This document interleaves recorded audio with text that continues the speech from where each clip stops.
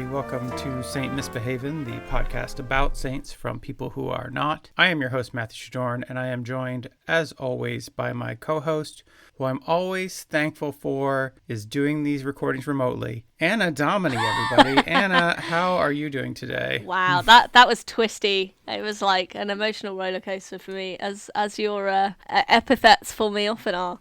I'm okay. I'm very fatigued at the moment, but I am thankful that we live in a time where there is like endless entertainment at your fingertips. Like this podcast. Indeed. But also like, loads of stuff on Netflix. So yeah, my not being able to be very active or whatever, I am at least somewhat distracted. And yeah, I'm thankful that I could do this remotely too for different reasons. So, it means I can still be here. If you actually had to leave your house, we would never. Oh yeah, no, this podcast would not exist. Yeah. Well, it was born from the pandemic, right? And that's true too. So it was like but even now. Fair enough. But Anna, have you done anything saintly or have anything miraculous happen to you? To be honest, right now, I'm just like waiting. I feel like I will be the subject of a miracle at some point when I finally get better. But at the moment, I'm just like, in the Bible where Jesus, walks past a guy who's just lying by the side of the road, or someone who's like at death's door. I'm not at death's door, but I feel like I'd be more likely to be the recipient of some saintly or miraculous happenings rather than the agent of them. And that's the thing, we can't all be leaders, I guess that's true. Yeah. No one's ever put that pressure on you, Anna. No one's ever asked. No one's out here. Well, you do. Every bloody fortnight you say, what have you done to earn your place in this world? And, but I'm not asking you to lead. I give you a clear set of instructions every 2 weeks. And sometimes you rise to that occasion. But, a miracle. I mean, it's not very clear, to be frank. Anyway, be saintly. I mean, isn't the whole point of this project is that we don't know what that means, and we're trying to figure it out. The whole point of this podcast is our continual exploration of what it means to be good, and all I ask is that you be good. And well, I think I've been good. As in, like, I haven't been actively bad. Is that enough of a saintly behaviour? No. Didn't do any crimes this week.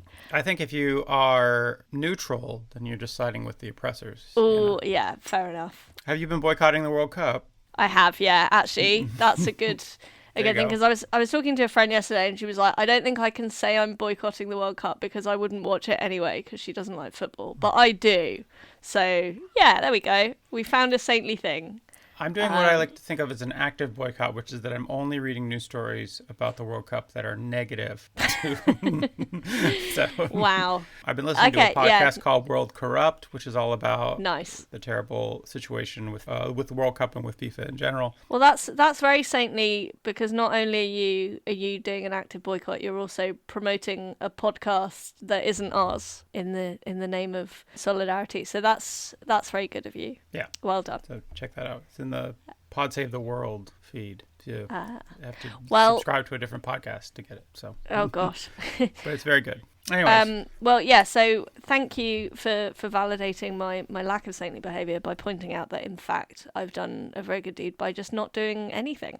Also, I didn't participate in Black Friday yesterday. Oh, good for you.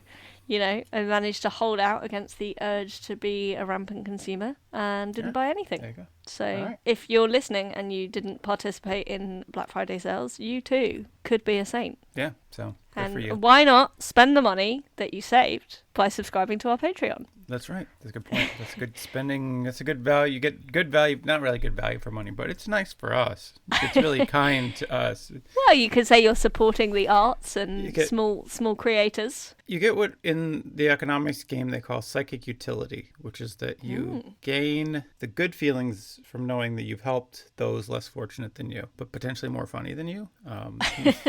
Only potentially, though, to be fair. Only potentially. I don't know. I assume that's why people listen. I don't think people are listening to this because knowledge. I don't know. Maybe there's like scores of seminary students out there just listening to this. Oh my goodness. Boy, this is the best study guide I've ever come across. Imagine if we were responsible for people's exam results. There's a whole new wild. generation of theological students who are basically we're their primary source of information. And it would be amazing, to be fair, if like someone's essay schedule happened to be the exact saints that we were talking about, because they're pretty random. What about you? Have you done anything saintly or had anything miraculous happen to you? Well, I hate that this is becoming a recurring segment, but I feel like I have another apology to make. Oh, to no. another country. So, the last episode, which was St. Hilda, we talked about how there was a raid on where her bones were, and the people who ran the monastery made a very big point of saving her bones and moving them so that they weren't stolen by Vikings. And we went on quite a rant, myself in particular, about who steals bones. What kind of pathetic assholes steal bones and would do this horrible thing. They were just like, there's just dead people. So and you're then people apologizing to grave robbers? So I would like to extend a heartfelt apology to the nation of Russia. Oh, really? At this time? You pick your moments. You know what? When you're wrong, you're wrong. And I was totally wrong. Because the Russian military... Oh, right. The good guys. Mm-hmm. Yeah. Never did anything wrong. Can't think of a single thing. They stole the bones of Prince Gregor Alexandrov Potemkin from the city of Kherson as part of their occupation there, as part of their general cultural looting of Ukraine. Ukraine. And, you know, as their kind of like their attempt to both destroy the people and the cities and also the culture of Ukraine, they stole these bones because they're little pissy pant babies who are afraid of bones. Okay. Prince Potemkin was an 18th century general, and he was apparently the person who persuaded Catherine the Great to annex Crimea in 1783 to create a new Russia. Anyways, he's an important figure in Ukrainian history. Right. And the Russians, as their continued attempt to just invalidate and destroy that history, stole this guy's bones. So hats off to you, Russia. You are the useless pricks who steal bones. I thought nobody would want it, and I guess I really didn't understand the depths of your depravity and how broken your brains and souls were. Wow. So I apologize to Russia for underestimating how terrible they are. Well, I think this may need a bit of a caveat in that I think there are quite a lot of, like, are there conscripts in the Russian army? Right. Or, like, people who've been sent there without fully being on board with what they're doing. Right. So, and I imagine they were also very confused at why. I'm not saying this is their idea. I'm not saying there's like some drafty like, well, as long as what's everybody else looting? Oh, jewelry and gold. Well, I'm going to get me some bones. This is just one guy who went rogue. No, this is clearly a top-down decision. And so to those poor conscripts who are unfortunately pushed to the front lines by an uncaring government, you know, that's a tragic situation. But yes, for sure, we are definitely pointing the finger directly at the Russian government and Putin in particular for this decision to do an undoubtedly stupid and petty thing. And I said no one would do it, and Russia has proved me wrong. Russia, you've done it. You really, once again, raised or lowered the bar. Yeah, it's really surprising. I really thought there was a bottom, and then you were like, "Oh, you think this is the bottom? Let me dig into the bottom and get some of these and fucking get his bones out of here."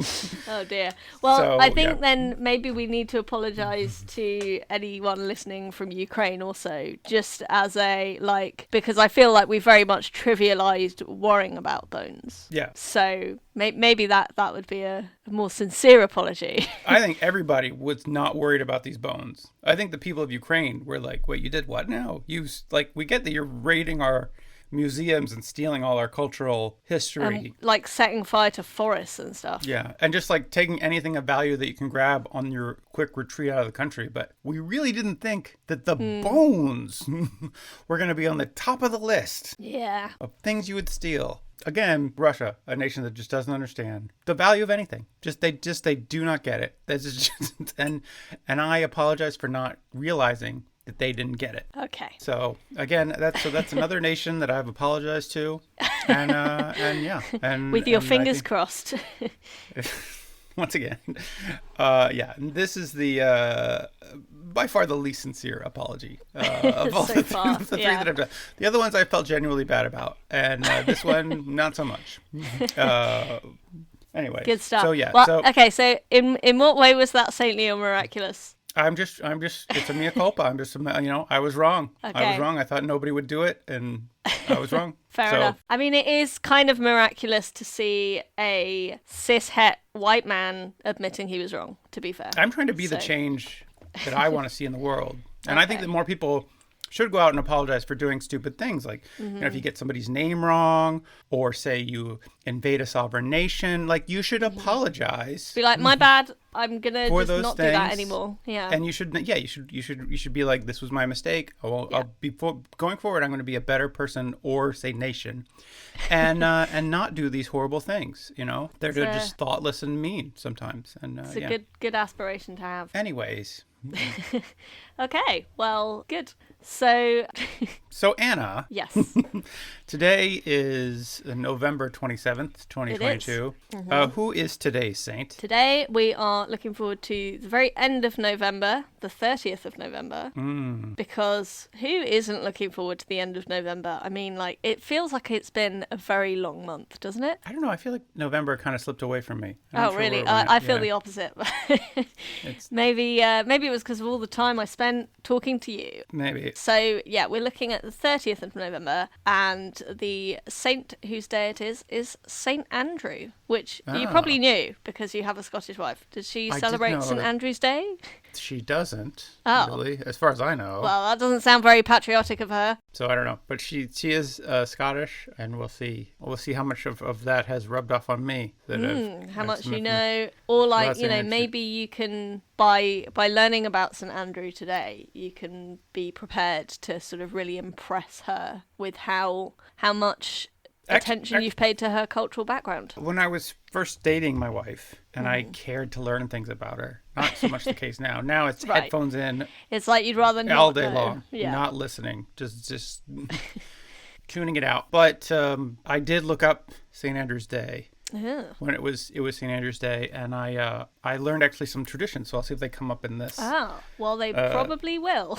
Okay, great, because So, there's some yeah. crazy stuff. So anyway, Crazy so stuff. who is St. Andrew? What was that guy about? So his dates, you can probably guess who he was if I tell you his dates. 5 AD to roughly 60/70 AD. So we are in fact talking about Andrew, one of the 12 disciples. So this guy was a disciple. Yeah. I didn't know there was a disciple named Andrew. Did you not? I don't. You know what? I think we had this discussion before where I didn't realize the Gospels weren't written by the disciples, and then it Okay. made me realize that I don't think I know the disciples' names. So I had to learn them to get into my church school, but I don't think I know them all anymore. no. Well, so a lot of this stuff that I'm going to say, I'm going to be like, and he was actually the guy that was this, and you're going to be like, that means nothing to me. Let's see. So, Andrew was born in Bethsaida in Galilee. We don't know much about his early life, but according to the New Testament, he was the son of Jonah and Joanna, perfect couple. Jonah and Joanna. Yeah. I would not. I think if I ever I don't know. Yeah, I but feel to be like fair, what is the lady equivalent of Matthew? Matilda. I Okay. don't know. Anyways. So you wouldn't go out, you'd automatically, if your wife was actually called Matilda, would we not be here today? I don't think so. I feel like, I don't know. I think there's two types of people in this world. There are types of people who would meet somebody and it's like, my name is Lee. And they're like, oh, my name is also Lee. Isn't that funny? And they would be like, oh, that's funny. And that would be the basis of a relationship. And that'd be like, they grow and they both be named Lee. And then the other half of the people would be like, oh, my name's Lee. And it's like, well, okay, let's just be friends. This is not going to work. Fair I'm enough. not going to date somebody with my same name. Thank you. Okay. There are people to whom this is important. I think it's like if you met somebody, if your father's name was also Danny, would you date Danny? That's a good point. See? I actually know someone who married someone who had the same name as their dad. They were very strange. So See, there you yeah. go. You're like, I'd- this is, I don't like this at all. But on the other hand, it's like I don't I don't call my dad by his first name. You don't know that my dad isn't called Danny. He's Right. not. But you do call Danny Daddy all the time. Well, so. yeah, but that's because of a whole different thing. That's a different thing altogether. That's a different kind of thing. But if someone who was perfect for you was called Matilda, you'd find a way around it. Like maybe you could change your nickname to Hugh rather than Matt, and then she could be Tilda. So then you wouldn't have anything. Know. If we were Matt and Maddie, that would be unacceptable, I think, to everybody. Okay. I feel like, but to me, I mean, I don't know if you're a Matt out there who's found love with somebody named Maddie, or if you're in a same gender relationship with somebody and you have the same name, that I find it weird. It's also like if you're a couple that wears like matching outfits, I find that unsettling. Right, but like one of those things is much more of a choice than the other. Right, like but I'm saying you can't really help what your name is. Right, but I think you can help who you fall in love with. I don't know. I don't think that's true either. Movies tell you can't, but I tell you can. I say that I to be fair, a lot of stuff that's taught in rom-coms is bullshit, but I think that one not so much. We'll see. Anyway, so their name was Joan and Jonah. Jonah and Joanna, yeah. Joanna and Jonah. Okay. So, and then they had Andrew, and he was born in Galilee. Andrew, and he also, he was the brother of Simon Peter. Oh, okay. That should have rung a bell of recognition. Like that guy was... first pope. Yeah. So, according to Pope Benedict the 16th, the fact that Andrew had a Greek name rather than a Hebrew one suggests a certain cultural openness in the family. Because, of course, Simon is a Hebrew name and Peter is a Greek name. Right, but or does it also point to the fact that the Bible was written in Greek and that's why he's called Andrew? Well, no, because I think there would have been like Greek sort of, is it transcriptions of Hebrew names? So like Simon isn't a Greek name, Peter is. Right. And okay. I think I'm not sure about Jesus actually, because it's so nowhere is Andrew as some other. He's not like Saul Andrew or something like that. Yeah, okay. exactly. All right. So they lived together, the brothers, in a house in Capernaum and worked as fishermen. Oh, that sounds like a great sitcom. Two brothers living in the big city of Capernaum, trying to make it as fishermen, and they get in wacky times. Every few episodes, you get to meet their parents, Jonah and Joanna, and all those antics. Yeah, for special episodes, Thanksgiving episodes, things like that. Quite, yes. According to the Gospels of Matthew and Mark, Jesus observed Simon and Andrew fishing in the Sea of Galilee as he walked just like a along real creep. Just watching them. Observe you them. Go catch that big fish. Yeah, what are you doing? Oh, yeah, work that rod. Yeah. Oh, my gosh. Yeah, get them fish. Oh, it's a real floppy one, isn't it? Yeah, just through binoculars on the beach. Just hidden in a bush. I think when we say observed, it means like he was just walking along the shore and he spotted them. Okay. Yeah, okay. Like observe sounds intense, but okay, Jesus observed them from a bush. That was Anyway, hey boys, I've been watching you fish out there. I like what I see. Well, it's funny you should say that because according to the Gospels, what happened was he walked up to them and said, "I will make you fishers of men." Oh. So basically, I like what I see. Yeah.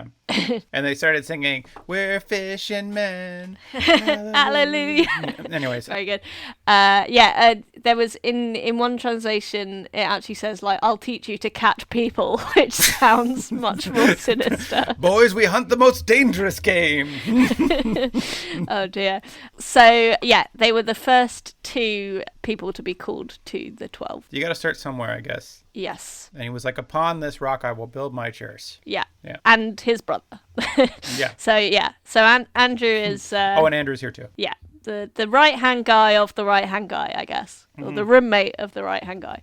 Right. So, however, in the Gospel of John, Andrew was first a disciple of John the Baptist, who urged him to follow Christ. Hey, could you quit following me? And, look at that guy over there. Oh, he looks like he'd be fun to follow. Oh, I didn't get it. Yeah, well, you don't want to follow me. I'm just a boring old Baptist. That guy, he's got it really, look at that guy. Oh. It's weird, isn't it? Because I was going to say, like, you don't really have people following people anymore. But actually, since social media, that's just not true. It's all people do anymore. You can follow more than one person at once. Right. Crazy miracle of technology. I think that it's probably the same number of people at the time as do now. Just drop everything in their lives and follow a charismatic leader. I guess so, yeah. These days, we call that a cult. Yeah. And I guess back then they probably called it a cult. But Wait, then sometimes... you say that when the guy says, I'm going to teach you how to catch people, that's not a cult. It feels suspicious. It does feel like, if somebody came up to you and it's like, how would you like to help me catch more people? We're going to harvest their souls. But we're going to save for them. my father. That's the thing. Is like, so, but some of those cults just if you hang around long enough, you graduate from a cult into a full-fledged business, Well, that's true. And these guys being like the first ones as well, because that's often the thing with like pyramid schemes. Like the early investors are the ones that actually make the money from it. Yeah, they're the guys who bought the first Bitcoins. And yes. they're the ones who are now like encouraging everybody, you should buy more Bitcoins. Buy them now, quickly. From me. And, buy them all from me. Yeah, they're totally useless now. But with fish. I think that's that's how we make the analogy.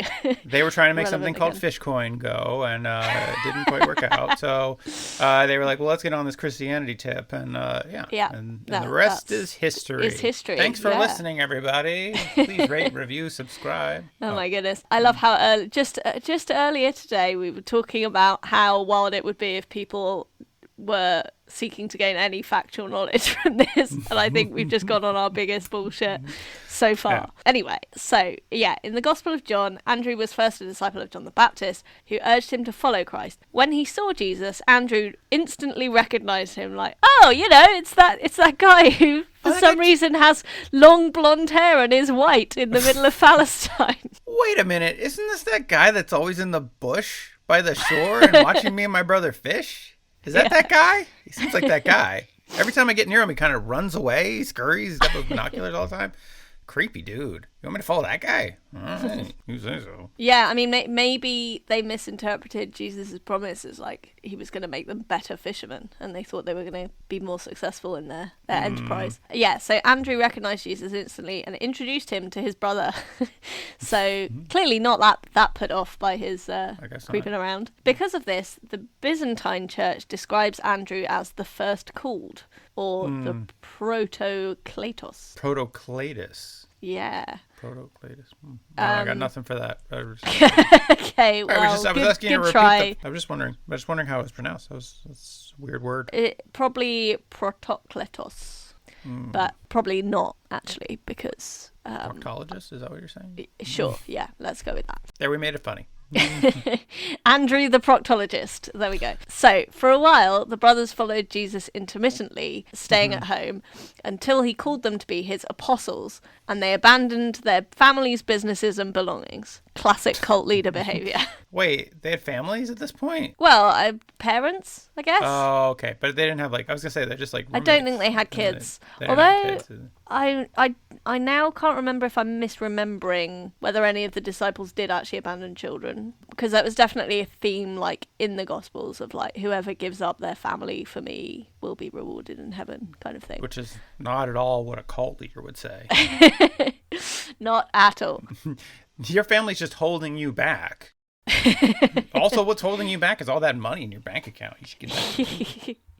Well, he does tell people to give away all their wealth. So they were part-time apostles for a while. Yeah, and then they full-blown joined the cult. They went full-blown, okay. Moved into the compound. Well, the boat, I guess.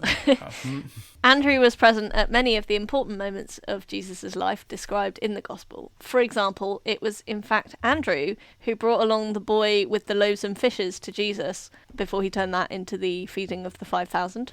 You heard it? Heard of that story? Jesus, you see this kid here? He only brought one loaf and one fish. Yeah, I know. You want to kick his ass? Let's kick his ass. Come on. Do it. He's done a miracle. Okay. Oh, okay. Well, this is a better solution than what I came up with, Jesus. Good for you. That's why you're the leader of the cult. Thanks, boss. So he also attended the Last Supper and was one of the 4 disciples who came up to Jesus on the Mount of Olives to ask him about the signs of his return that they should look out for at the end of days. Oh. And then they were like, well, what are the signs that you're coming back? I was like, well, it'll be me. You recognize me remember me from the supper in the bush and everything? Like, come on, man. It's me. Yeah, I think that's what it says in the gospel. So after the Pentecost, which is when Jesus went up to heaven after sticking around for 40 days after resurrecting, Andrew went to preach the gospel in Scythia, which is in Greece. Scythia. Well, it was known as Scythia, and it's part of where Greece is now. Okay. Yes. Part of Greece. I got it. Yeah. So he went. Okay. So he went to Greece, as was nice. He's like, quite boy, common. this whole apostle, my body got murdered. Whole thing. The heat's a little bit on me here in Jerusalem. I'm gonna go on a nice Greek holiday. Yeah. You know. And he's got a Greek name, so it probably makes sense. It's already maybe he's got Greek root. Yeah. Right. He's clearly also already a big fan of olives, having been on that whole Mount of Olives thing, and Right, they're that's big true. in Greece too. Yeah. You know who's also big in Greece too? Michelle Pfeiffer.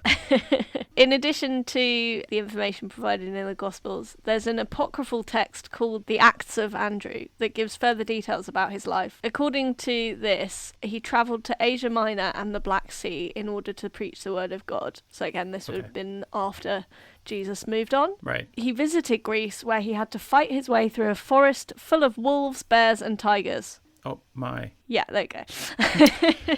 Sorry. So he's like, I just came here to preach the gospel and chew bubblegum, and I'm all out of bubblegum. Oh, Yeah. And also I'm going to kick some ass. I forgot to mention the ass kicking bit. I'm going to do that too. Very good. So he fights a lot of wildlife then, right? Yeah. Like his namesake, I guess, loves going hunting. That's something that Namesake. posh people do. Oh. Prince Andrew. Oh. He went fox hunting. They didn't even attack him. He just real dick about that one. Yeah. But Eusebius of Caesarea, who was like an early pope, I think, condemned this text as heretical. So he may not have fought wolves. My beautiful Andrew, he would never hurt a wolf. Shut up. Heretics. Andrew is said to have died. Andrew never hurt a goddamn wolf in his life, and anybody who says so is a fucking heretic, all right? I think we should bring back the term heretic. So it's In what a pretty context? Good. Yeah, that's a good point, actually. It's kind of toxic, isn't it?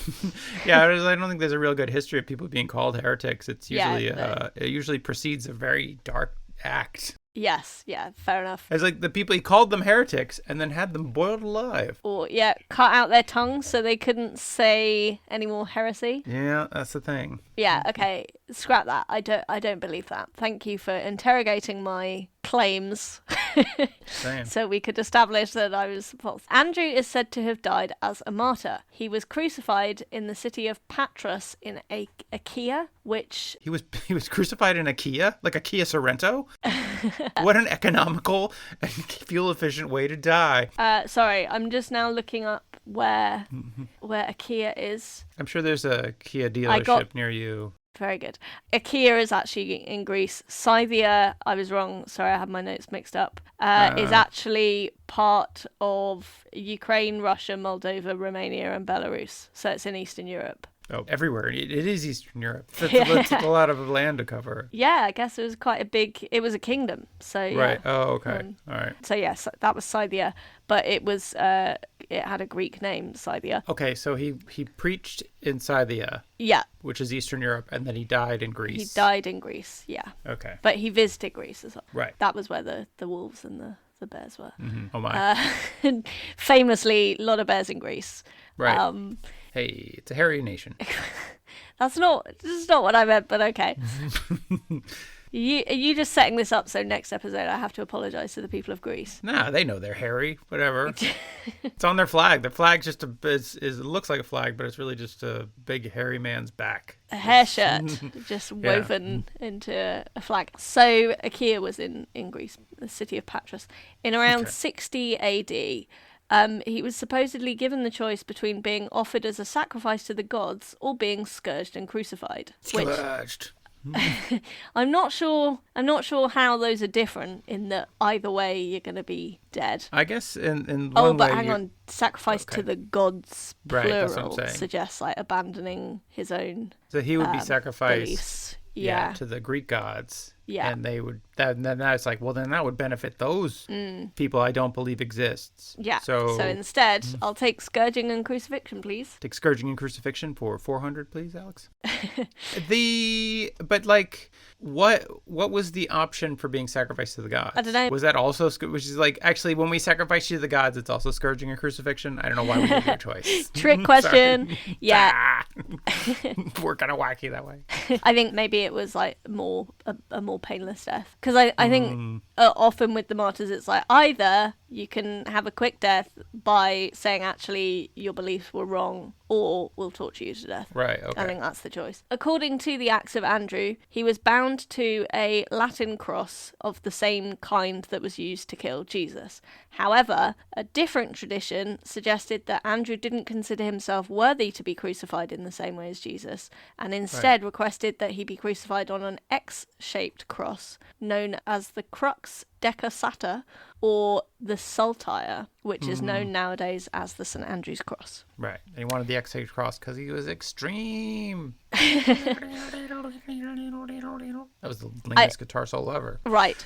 I had no idea what you were doing there. Yeah, it was a little kid like, I can't even, I don't have the energy. Anyways, go on. Okay, thanks. So Peter, his brother, made a similar decision to be crucified upside down. So I don't think Jesus was really committed to like the way he yeah, was crucified. both He wasn't these like, sound worse, don't they? yeah, they were. Number one, they sound worse. Number two, Although actually, because I think it is quite a slow death crucifixion, right?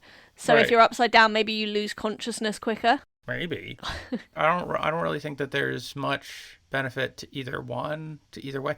But it's not like Jesus. They'd get to heaven like Jesus was like, crucifixion's kind of my thing, and I don't really like you kind of imitating me like this. This is kind of get your own thing, guys. Which is weird because a lot of Does that Christians were crucified. That's the thing, right? That's also the thing. It's like it's not like they did this one thing to this one guy. Like literally two other dudes were crucified at the same time. At the same time, yeah.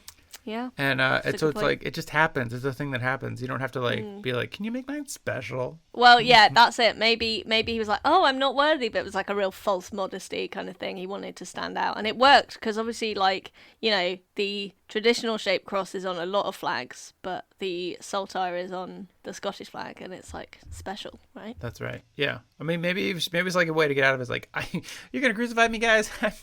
I'm not worthy to be crucified. You probably shouldn't do that. That seems like a special thing you should say for some special people. Why don't you just, why don't you just slit my let throat. me go like some asshole, you know? Yeah, anyway, according to the Acts of Andrew, on his X-shaped cross, the saint hung for 3 days, during which time he miraculously continued to give sermons. Look what I can do. None of this sounds good. The sermons were the great sermons of getting people down off of crosses. A lot of his sermons were about just, how great it is to be able to walk around and have use of your arms. It sounds, terrible. It really seems like a tough sell for Christianity. You maybe aren't the best salesman. Give up your family and do what I'm doing. It's so great. Guys, I can't recommend this enough. Oh boy, I sure love being a Christian, and you should also be a Christian too. Yeah, like Andrew's being like, I feel so Christian right now, and what he means is in pain. It feels like he's trying to recruit people for the Navy on a sinking battleship. He's just like, doesn't this seem great, guys? I don't know. So that was Andrew's life when he was alive. Oh, that part. Yeah, but he did have some relics. Okay, we're already at the relics part. All right. What did he have? It's quite a big relic story. Oh, okay.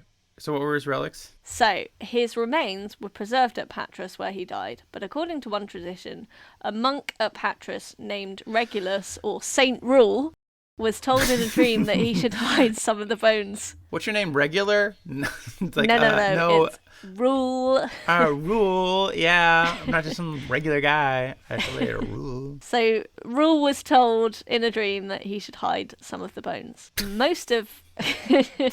From Russians. But yeah, because there were some Russians approaching. Most of Andrew's bones were later transferred to Constantinople, or Istanbul. Well, no, at the time it was Constantinople because Istanbul, not Constantinople. Indeed. But Istanbul was Constantinople. Why'd they change it? I can't say. But people just liked it better that way. Quite. Roman Emperor Constantine, around 357, ordered the bones to be transferred there. So I guess it was called Constantinople at that point. Yeah, well, because he probably was, It was like, also, let's name this thing after me. And fill it with bones. This whole project. I want People these love bones close to me. Yeah, see? You were like, oh, who would steal bones? And yet, like, people care about them. People want them. I don't know. Yeah, I don't know what you're getting out of that, but good for you. I don't know. Is it one of those relics that, like, oozes a special elixir or something? Bone ooze. I don't know. I don't think so. They just went places. So, most of the bones were transferred to Constantinople under Constantine's order around 357, and they were placed in the Church of the Holy Apostles, which is an appropriate place for them to be. Oh, so he's just collecting them all. Them. Yeah, all 12. Like the OG Pokemon. Yeah. Saints' bones, gotta catch 'em all. Yeah, he's just like a classic obsessive, just like, gotta complete my collection.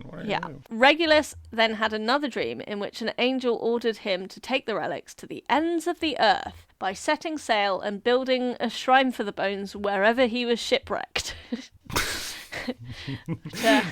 So this is very much a situation of Jesus take the wheel, but like Jesus take the helm. Like you just, like you set sail and you're like, okay, we're just gonna let this, and then you just spin the wheel randomly. You're really bad at sailing and navigating. No. An angel told me that I had to just see where I end up with these super important relics. That's a real pitch to your crew. It's like, guys, here's what we're gonna do. We're gonna go sailing. Great. That's what we train to do. We love to do it. This is our job. Where are we going? Then, well, this is the thing. Guys, get ready to be shipwrecked. That's the goal of sailing, is to fail at it, right? Yeah. You know how all day, every day as sailors, you try not to shipwreck? Well, guess what, guys? Let's take the day off. Hey, look, Andrew was trying to be different with how he was crucified. In that tradition, Regulus was being different by doing sailing the opposite. Yeah, there you go. So, if you're setting out on an adventure, what do you take with you when you're planning to be shipwrecked? You mean what's in my adventure pack? Yeah. Well, let me tell you. Okay, a go on. Canteen. Uh-huh. Glow sticks. A flare, surely. Flares, yeah. One of those silvery blankets. Mm-hmm. One of those wire things that can cut down trees. Yeah, very good. All kinds of... A magnet. What would that do? Just good to have. They're handy. Okay. It's like a first aid kit. If you meet any primitive, like, indigenous people on an island, you could be like, look what this does. Isn't it cool? Yeah. Well, that's what my lighter's for. I can make fire. Yeah. I don't know. So what did he bring on his adventure? A kneecap? Right. Yeah, an upper arm bone. See, here's the thing about having a kneecap is it works both as a relic and as a bowl. A very fair, tiny bowl. Fair. And as a threat, because kneecapping, no one's going to mess with him. That's not what kneecapping is, Anna. I don't think you know what kneecapping is. I'm very naive. So yeah, a kneecap, an upper arm bone, 3 fingers of gin, and a tooth, and a group of followers. So those were the relics he was planning to scatter. So wait, he's like, I need to scatter these, and Constantine was like, you can't have all of them. And he's like, okay. Yeah, I'll take a tooth, 30% of the fingers. What if we compromise? I'll just take half the bones. Like, no, you can have like a hand. He's like, okay, wait a minute. What about 6 days later? Okay, so we finally can do this. Okay, so it's 1 kneecap, 3 fingers, 1 tooth, and what was the other thing? Oh, an upper arm bone. An upper arm, and a group of followers. They travelled west and were eventually shipwrecked off the coast of Fife in Scotland. Ah, I was surprised they got that far. Well, especially because, you're in Greece, I guess, and you're going somewhere a lot colder. Right. Well, yeah, so they had to sail out of Greece and then sail past the Straits of Gibraltar. Past a lot of Europe. Yeah. Yeah, so they had to get out of the Mediterranean first off, which, as a ship that's just careening out of control, that's pretty impressive already. Yeah. And then I guess you drift up past the Iberian Peninsula, past France, up to the British Isles. You skip England, also impressive, and a good plan. And then you land in Scotland. Yeah. In Fife. St. Rule then established a church in present-day St. Andrews, dedicated to housing the apostles' relics. I see. It makes a lot of sense. So Fife is a region, it's not a city. I thought it was a city. I don't know. According to this, it's a section. Oh. It's a council area. Historical. Okay, so St. Andrew. Oh, so this is north of Edinburgh. Okay. Yeah, so yeah, I guess St. Andrews is in Fife. Okay. Yeah, for some reason I thought it was a city as well. Anyway, as you say, north of Edinburgh. And yeah, the church that was housing the relics later became St. Andrew's Church. If you're the guys who followed Regulus from lovely Mediterranean climes to northern Scotland. Yeah. Although I guess it's on the coast, so it would be milder than inland. Nope. Nope. I don't buy that for a Don't second. they have coast in Greece too? Yeah, exactly. But then, yeah, I mean, that's the thing. Is like they'd be like, well, we had sandy beaches and lovely weather. But people pretty much are every always day. bagging on how cold Scotland is, but like I'm fairly sure it's like north of where like Minnesota is, and like a lot of America gets a lot more snow than a lot of Britain. Right. I appreciate this whataboutism, but the reality is that like the Gulf Stream brings warm air up from the South Atlantic and makes Europe much warmer than same latitudes in North America. So that's what's happening there, which is, that's why it's warm, and it will continue to be until global warming destroys the Gulf Stream. Yeah, and so Britain will get colder. And then this place will freeze like a popsicle. Anyways, yes. But I just feel like it's a step down in terms of climate. Yeah, for sure. I don't think St. Regulus would have been very popular with his shipmates. Also, I'm going to say a step down in cuisine. So like nice Greek food, some Middle Eastern food. I'm like, this is all very good. You get up to Scotland, haggis. We had to swap feta and olives for deep fried Mars bars. So we fry things here too, not falafel. No, not delicious chickpeas and spices. No, it's just disgusting candy bars. Wow. How's your marriage going then? That's great. My wife doesn't fry shit. Like she's whatever. One of those rare healthy Scots. I think if I had to guess, I would guess that the Scots are on average more healthy than the English. Well, yeah, because they have more free healthcare than we do. Yeah, they do. They have a better NHS up there. So yeah. Anywho, so this tale is probably not very likely to have actually happened, and it's more likely that then the whose relics. tooth did they have in St. Andrew? What have I been doing with this kneecap, for God's sake? I've been worshipping this tooth like it was a real thing, and now I just found out it's all bunk.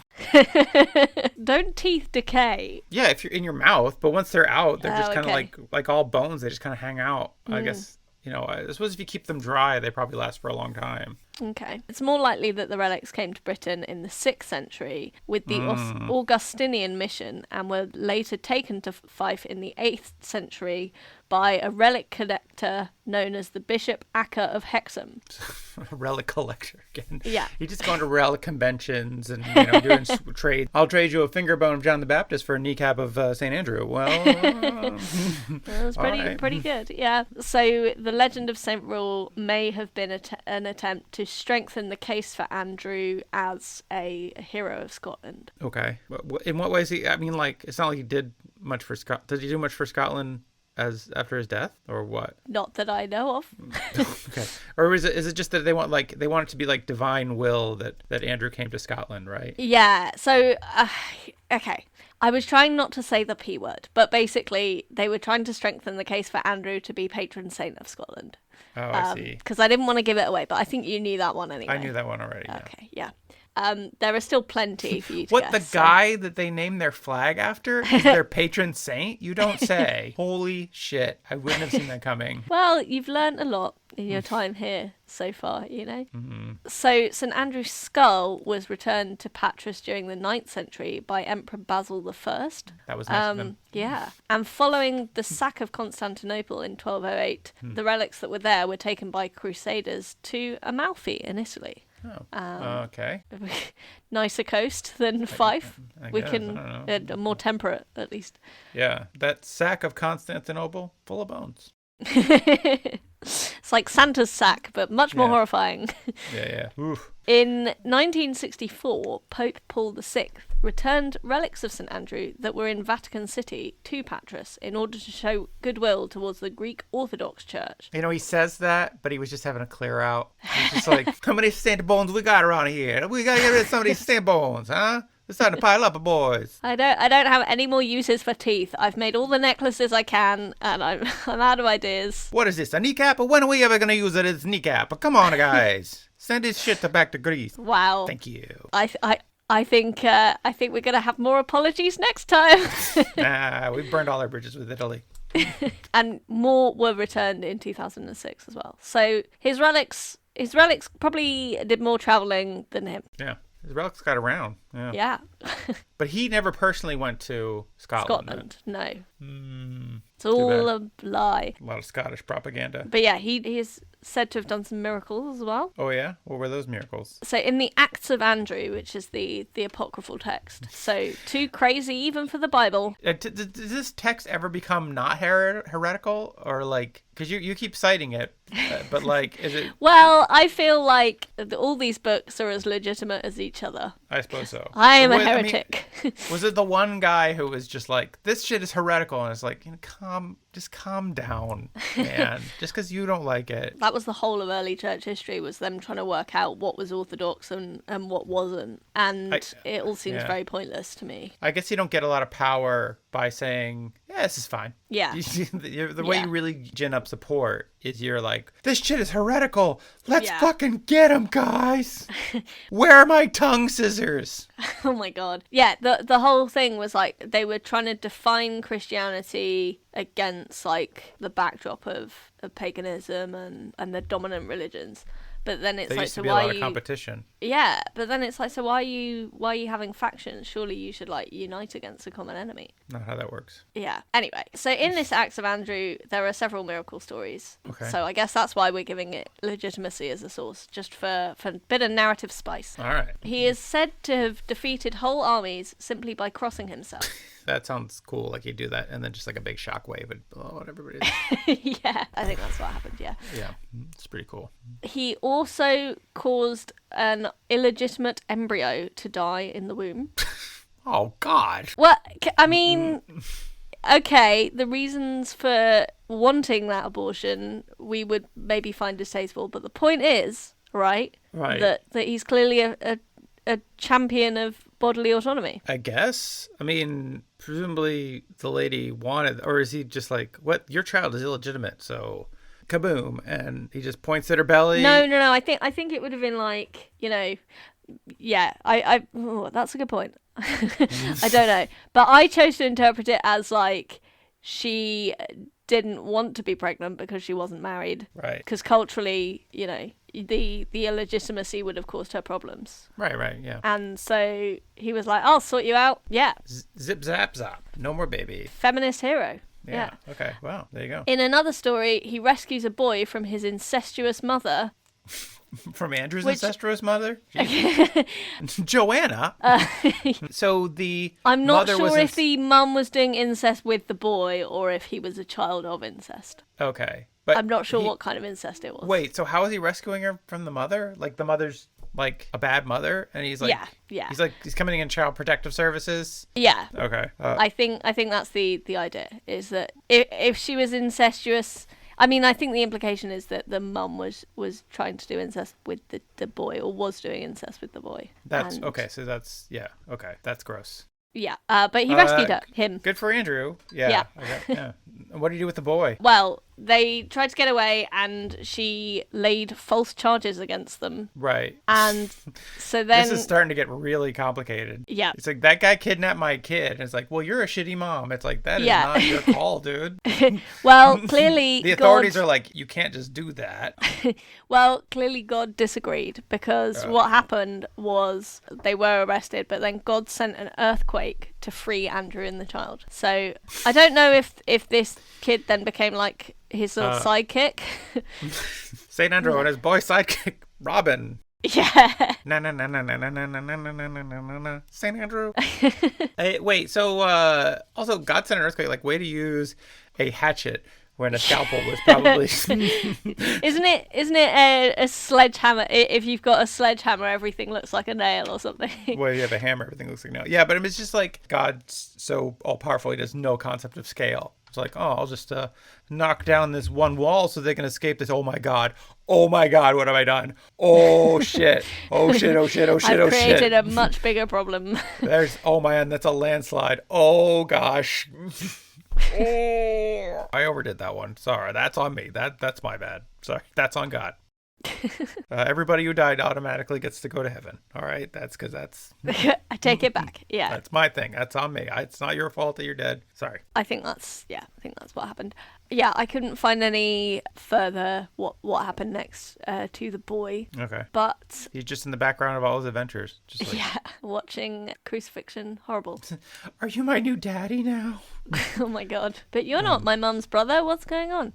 You're not my Uncle Dad. Oh my God. In another text that was also apocryphal, known as the Acts of Andrew and Matthias. Wait, is the kid Matthias? Maybe it was Andrew and Matthias. Oh, maybe. Well, no, because this is someone else who... Matthias is a captive in a country of cannibals and is rescued by Andrew and Jesus. This is like the continuing adventures of Andrew. Will Andrew escape the cannibals? Tune in next time to find out. Will our hero and his boy Wanda sidekick be able to escape these terrible heathens? Very good. And there's also a boulder rolling at him. I don't know. Anyways. There was also a miracle of... one of those miracles of after he died. A few centuries later, in the 8th century, there was a Pictish king. Angus was facing an invading army and prayed for guidance. A white cloud in the form of a saltire cross floated across the sky, and he won a decisive victory. Angus then decreed that Andrew would be the patron saint of Scotland. I see. See, this is the thing where Andrew's getting in on the, like, he's smart with the branding, because it's like, you have a cross. Okay, it's like the bat signal. Yeah. Yeah, so very much so, yes. But it's like you have the standard cross, that's Jesus' thing, right? And you're like, crosses are popular, but I don't want people associating, like, I want to have my own thing. That was a Jesus miracle, yeah. So you've got, like, the Sultan cross, right? And then other people are like, well, now I don't know what to do. Like, there's really not a lot of options with two sticks at different angles, you know. It's like, anyway. Well, you say that. There's 360 degrees. There's like 360 different configurations. Or maybe only 180 because they'd look the same from either side. Good point. But I think that it's just like you make a distinctive thing, but it's just like you get too granular, then people are just like, they're not noticing it. So wait, like, is that an Andrew cross or a Mark cross? I can't tell. Yeah. See, yeah, it's like, let me get out my protractor. See, then now people aren't. And now that they're distracted from all the fighting they're meant to be doing. It's the thing about good branding is like it's visually distinctive, so you know it from a distance. So you know St. Andrew's cross from a distance, you know. Mm-hmm. You know a Jesus cross. Yeah. But like, St. Mark's cross, which is 5 degrees off or whatever, people aren't going to know. Yeah, they've got no brand recognition. That's a good point. Yeah. So yeah, those were some of his miracles. He also did some, according to the Acts of Andrew, did some more like run-of-the-mill calming storms and healing the blind and stuff like that. Yeah. When he was alive. But as well as miracle stories, as you touched on earlier, there are some marriage traditions associated with St. Andrew's feast day. Right. So, what was the one that you knew about? That if a girl sleeps with 29 or something like that, or 13, or I forget what number, some number of grains of wheat under her pillow, she'll dream about the man she'll marry. Is that the thing? Or should be married within the year? Maybe. That wasn't on my list, but it's... Okay, that's one that I think I had remembered vaguely. Okay. There are quite a few that are a bit like that. So, in a German tradition, single women seeking marriage should pray to St. Andrew on the eve of his feast, and then sleep naked that night. They'll see their future husband in their dreams. Or maybe at their window. Hey. In the bushes, like Jesus, with his binoculars. According to another tradition, if a young woman hears barking dogs on St. Andrew's Eve, that means her future husband will come from the same direction from which she heard the barking. So listen out for some barking dogs on Wednesday night, folks. Yeah. It might be somebody coming to hunt you, like the fox you are. There's also a weird premonition-y thing where someone floats cups in a tub of water the day after St. Andrew's Day. If a boy's cup drifts towards a girl's cup and they are intercepted by a cup labeled priest, then that means they'll get married. How many cups are we talking about? Like, and also, is there just like a bunch of random cups labeled with different professions? Yeah. It's like, oh my god, my cup's been intercepted. Oh, that one just says baker. Never mind. Oh, that one says Undertaker. Shit. Uh-oh. He's going to murder Yeah, you're going to me. die together. You're going to take a trip to the boulangerie together. But it won't work out. There won't be a second date. Those are some of the marriage traditions. So, did you put grains under Alice's mattress before you proposed or something? No, I swear to God I read this, and I spent so many years since I looked at this. Now I'm like trying to Google where I found it. I also thought that, okay, here it is. In Romania, one of the best known traditions concerning this night is one about matrimony and premonitory dreams. Single girls must put under their pillow either a branch of sweet basil or, better yet, 41 wheat grains. If you can't get some basil, try wheat grains. But 41 exactly. Yeah. No more no less. If someone takes the grains in their dreams, that means the girl will marry soon. Also, it's said that wolves can talk on St. Andrew's Day. Oh, which makes sense because he fought wolves. Yeah, so he was. They're like, keep us away from Andrew. He's a murderer. The things he's done. We've been trying to warn you. He's a wolf murderer.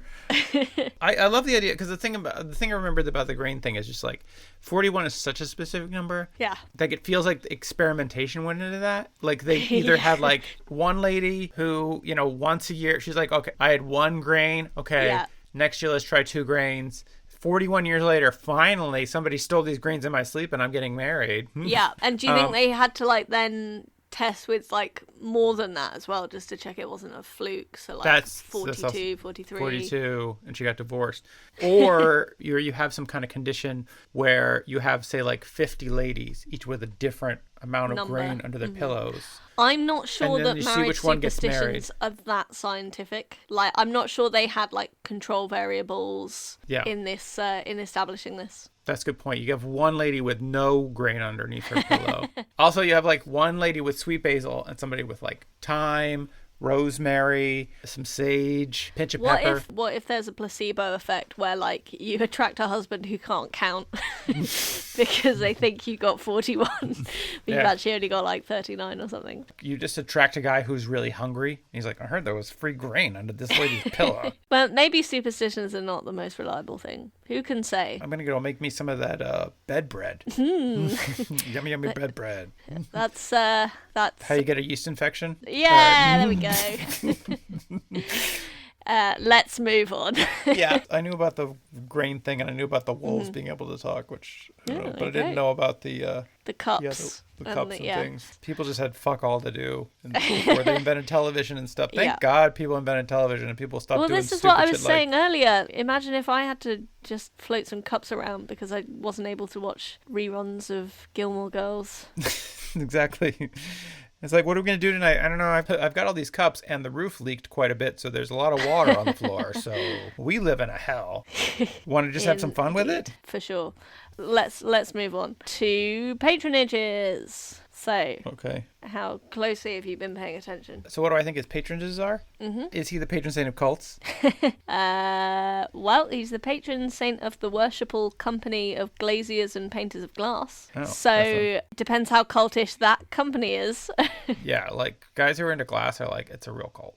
Yeah. Oh my God. Sure. And if you're in Seattle, people are really into the work of Dale Chihuly. And I'm I don't know who that is, but okay. Dale Chihuly is a famous glass blowing artist. And you see his shit everywhere. Look how cultured you are. In Seattle. And every time I see it, I'd be like, okay, I guess this is technically impressive. Thank you. Right. Anyways. You're a bit of a troglodyte. I'm not a member of the cult of glaziers. Is he the patron saint of Greek vacations?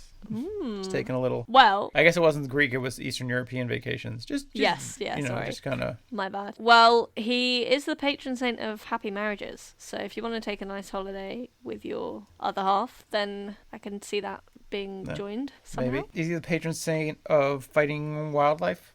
Or hunting werewolves? So what, the anti-Francis of Assisi? Yeah. He and Francis get into a lot of arguments in heaven. Yeah. So leave those animals alone. Yeah. No, but he is a patron saint of butchers. I guess they don't kill animals. They don't just cut them up. Some do, I guess. I don't know. Butcher / abattoirist. Yeah. Is he the patron saint of werewolf hunters? He is not. Or at least on this Catholic list, that does not appear. Well, who's the patron saint of werewolf hunters? Those guys need help. Against lycanthropy? Is he the patron saint of special deaths? I demand a special death. Not no regular death. No. What about unnecessary shipwrecks? Close. He is a patron of sailors, sail makers, rope makers, and mariners and fishermen. Oh, okay. But if they get shipwrecked, they're on their fucking own. They're just You're obviously not a mariner because you fucking shipwrecked. So see you later, buddy. Well, exactly. Like the fact that guy was planning to get shipwrecked, maybe Andrew didn't actually want anything to do with him. It's more expected shipwrecks. Planning to shipwreck seems like suicide by cop. It's like I'm going out here and getting myself into trouble. No, I think it's more like making the best of not being very good at your hobby. Like, why are you so bad at sailing? Oh, well, actually, I'm trying to spread these relics to the end of the earth. Actually, getting shipwrecked is kind of the best part of the experience. Have you not been shipwrecked? It's kind of rad. It's not about the destination. It's about the shipwreck. Maybe the real friends are the shipwrecks we had along the way. What about, is he the patron saint of sacks of bones? Surely that would be like all of them. Any saint that had a relic. That's fair. Is he the patron saint of abortions? No, weirdly, he's a patron of women who wish to become mothers. Which seems contradictory. Legitimate mothers. Yeah. Also pregnant women, which, again, I think very progressive because it implies that there should be an element of choice in there. Yes. Which maybe that's why they decided that the Acts of Andrew was an apocryphal text, because they didn't like the sanctioning of abortion. Right. What are his patronages then? Well, get ready. It's a long list, but we've covered a few, so I won't repeat myself. So he is a patron against convulsions and fever, gout, neck pain, sore throats, and whooping cough. Okay. Those are all his against ones. Just whooping cough, though, not any other. Well, and sore throats. And sore throats, I guess so, yeah. And neck pain, which can be caused by coughs or, joint stuff. He's a real ear, nose, and throat saint. Okay. Anglers, boatmen, butchers, farm workers, fish dealers, fishmongers, and fishermen. Fish dealers. The concept of fish dealer sounds funny because I think of he just got like a deck. I've got a deck of fish, and he's just like flip, flip, flip, flip, flip, flip. Got a deck. I see. I was thinking more like a drug dealer. Like dealing. Yeah. I got a deck of cods here. Anyway. Happy marriages, as I said, but also maidens and old maids. And single lay women. All the single lay women. So Andrew's out here supporting the ladies. If you're married, if you're single, if you're, whatever you want to do. If you're pregnant, If you're pregnant, if you're not pregnant, if you want to be pregnant, or if you don't want to be pregnant. If you want to be just a single maiden, or an old crone. Wait, what was it? Old maids. Old maids, spinsters as well. Bit pejorative terms, but yeah, you could have just stuck with single ladies. Didn't really have to get ageist about it or kind of judgmental, as I think those terms tend to be. Also interesting, this is further down the list, so I'm going to have distracted myself, but he is also a patron of the worshipful company of makers of playing cards, so connecting with the fishmongers, or fish dealers. Yeah. Does that mean he's also the patron saint of card sharks? Very good. Anyways, but not on this list. He is a patron of textile workers. Okay. Not sure why. No, I'm not getting that either. It wasn't anything really cloth related. Water carriers for when you're bailing out a ship. Yeah, I don't know. He is also a patron of the Knights of the Golden Fleece, which sounds exciting. This is strangely dovetails with our Patreon episode about Jason. Doesn't it? Isn't that great? To seize the opportunity, Matthew. What are the Knights of the Golden Fleece? There was not a hyperlink. So he is also a patron saint of the Spanish Armed Forces, the University of Patras, which is good school, where he died, I guess. Presumably St. Andrew's a university as well. Yeah. Isn't that's supposed to be a good school, right?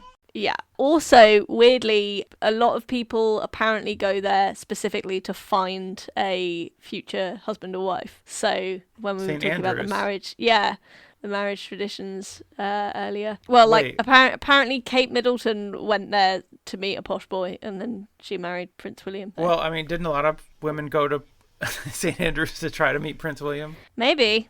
But I thought, when I was looking at unis, it was said to be like one of the top uni for meeting your partner or something. Yeah. So there you go. There's nothing else to do in the town of St. Andrews Apart from but fuck. Yeah. It's a boring town, so we might as well get it wet. Oh my god. All right, so that's weird. That's actually the university's motto.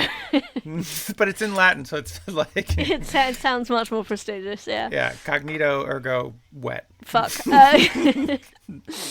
Oh dear. Fuck us and suck us. I don't know. Whatever. Wow. So yeah, yikes. What else? What do we got? What other? He's also patron of Barbados. Oh, nice. No idea why. Nothing really Barbadian about his story, as far as I know. Romania, as you might have guessed from the marriage traditions. Right. Russia, weirdly. Boo. Maybe because of the bears. I don't know. You said he spent a lot of time in Eastern Europe, which included Romania and Russia, right? Yes. Yeah. Okay. Anyway, so yeah, Scotland is the last one on the list. There's a big one. Scotland. They got that St. Andrews. The St. Andrews flag is what it's called. His special crucifixion. Yeah. Yeah.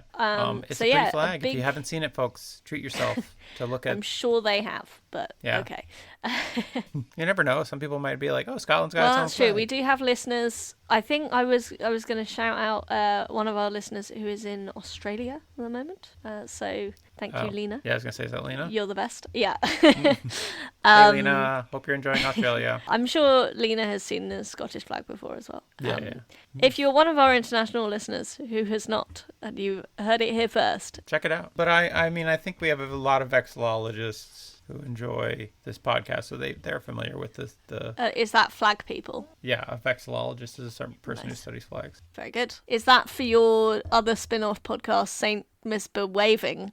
Hey, that's very good. I was wondering if Barbados had a St. Andrew's cross in their flag. They don't, but they have a really cool flag with a trident in the middle. So yeah, that was all about Andrew. Fun. Good. I'm glad you think so. Anna, you ever have called of St. Andrew intercede for you? Well, I am someone who is currently suffering with a lot of the illnesses that he is, or afflictions that he is a patron against, such as sore throat and neck pain. Whooping cough. Oh. I think whooping cough is a very specific kind of cough. I've just got quite a general chesty cough at the moment. But yeah, also I'd love to go to Barbados. So maybe he could intercede and assist with that happening. But not Scotland or Romania? As I said, I've been to Scotland a lot. Romania apparently is really cool, though. I'd love to go there as well. Yeah. I just feel like in the depths of winter right now, I would love to be in the Caribbean. Now is not a great time to visit Romania. Yeah. Really a summer visit to Romania. Probably not that expensive to go to visit Romania, right? I don't know. I feel like our economy at the moment is making a case for staying put. In like you don't want to be getting any kind of foreign currency at the moment. Yeah. It's really expensive. Yeah. I think that if I ever had to fight a wolf, I would definitely want St. Andrew's help with that. Yeah, that makes sense. Especially a werewolf. I mean, that's scary. It's scarier than a regular, a werewolf's just a giant wolf.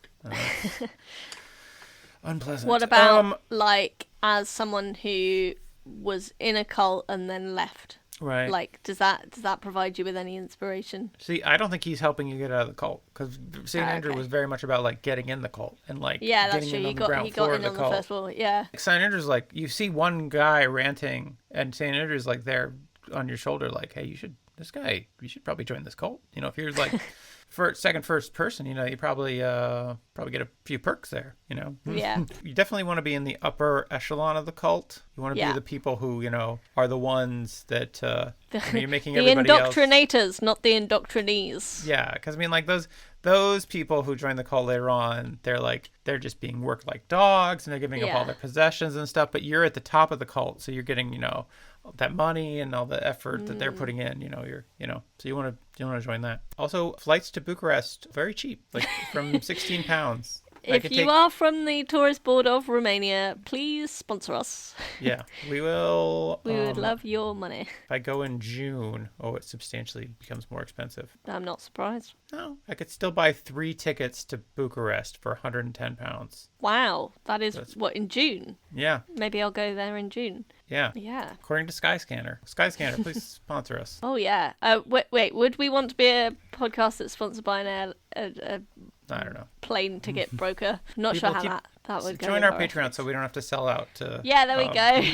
Keep us away from big plane. to either airlines or the Romanian government. So anyways, St. Andrew seems like a pretty nice guy. Got around, helped a lot of people after he was dead, fought an army. That's pretty impressive. Did a lot of things. So good for him. Well, Anna, thank you for bringing me the tale of this human hunting saint. It is... Wait, what? He's a hunter of men. I mean, this guy, he's hunting whatever he can get. Like, I'm surprised he's not like the patron saint of hunters. But St. Andrew, he always gets his man and then their soul. But thank you so much, And that's Anna. why he's an inspiration to you, I see. Exactly, yeah. Well, you are welcome. Have a blessed day and a fun St. Andrew's Day. Thanks. You too. Bye. Bye.